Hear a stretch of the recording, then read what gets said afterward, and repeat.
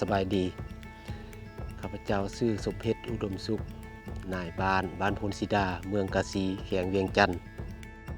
สำหรับบ้านโพนสีดาได้รับ6กิจกรรมจากโครงการของกวยกา 1. ปลูกผักเงินห่ม30 ครอบครัว 2. เลี้ยงไก่25 ครอบครัว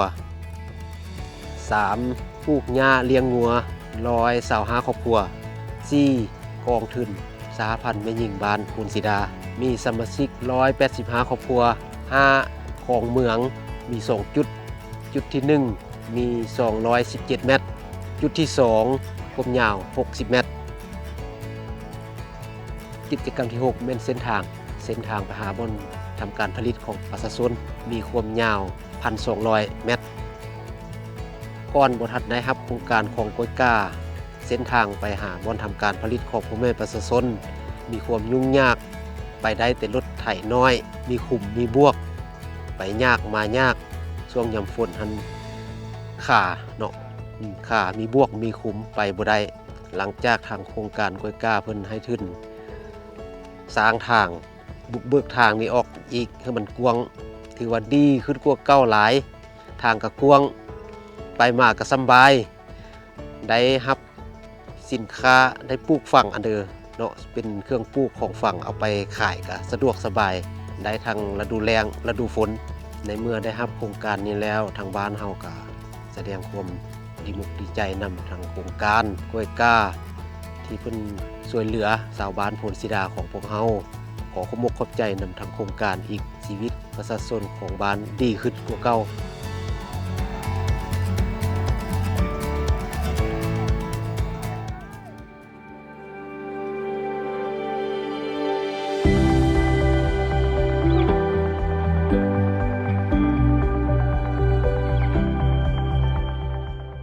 สบายดีเนาะ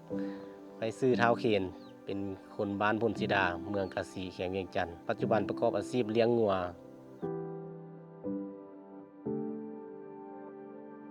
ได้รับจากโครงการกอยกานี่ก็มี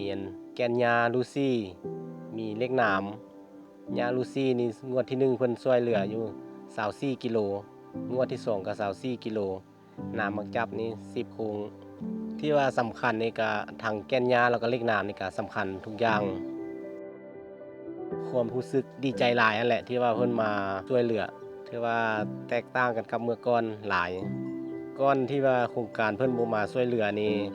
ถือว่าเฮาก็มีความยุ่งยากหลายยุ่งยากย้อนว่าเฮาบ่มีหญ้าให้งัวกินงัวนี่ก็จะเริ่มเติบโตช้าแล้วก็เป็นงัวน้อยมันขายบ่ได้ราคาแล้วได้รับโครงการมานี่ก็งัวเฮานี่ก็ตุ้ยแล้วก็ขายก็ได้ราคาแตกต่างกันหลายเมื่อก่อนท่านขายตัวนึงนี่ก็6-7 ล้าน8 ล้านแล้วเดี๋ยวนี้นี่ก็ได้อยู่ตัวนึง14 ล้าน15 ล้าน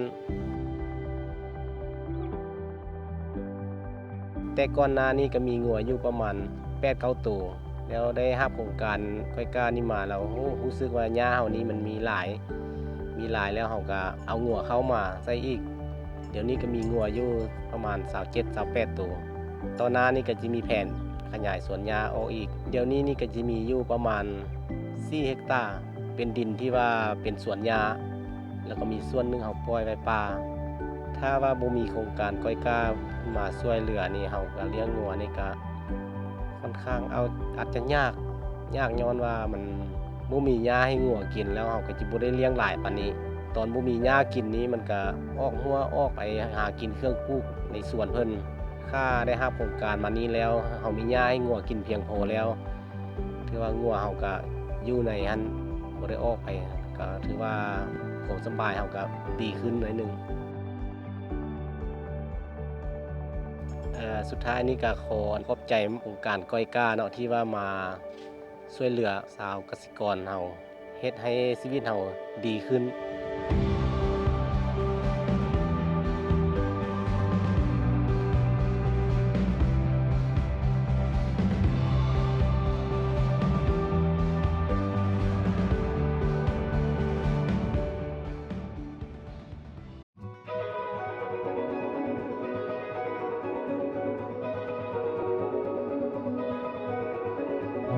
เจ้าสบายดีเนาะค่ะพระเจ้าชื่อนางมินพีรวรรณเนาะ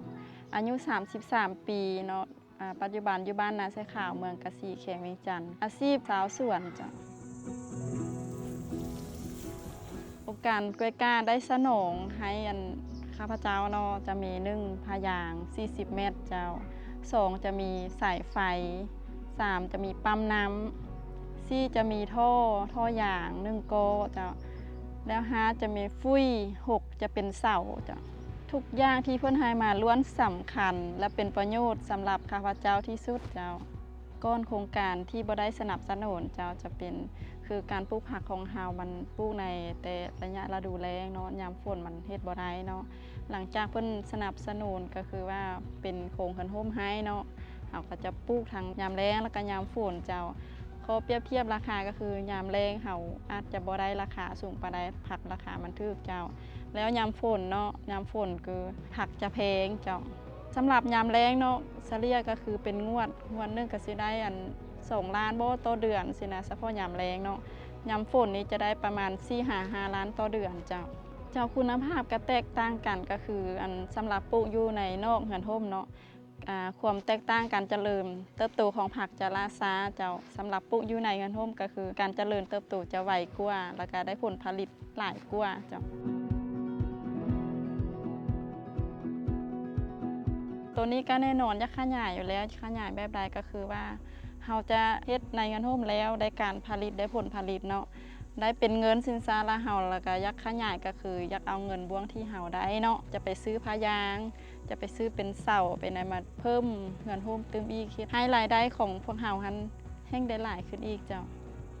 ถ้าบ่มีโครงการกล้วยก้ามาสนับสนุนเนาะการผลิตก็สิบ่ได้หลาย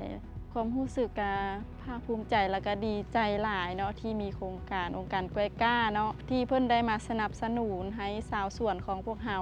ได้เฮ็ดทำการผลิตเนาะได้มีรายได้เข้าในครอบครัวและเฮ็ดให้ครอบครัวของข้าพเจ้านี่ดีขึ้นหลายเจ้าสุดท้ายนี่ก็ขอขอบใจเจ้าสำหรับ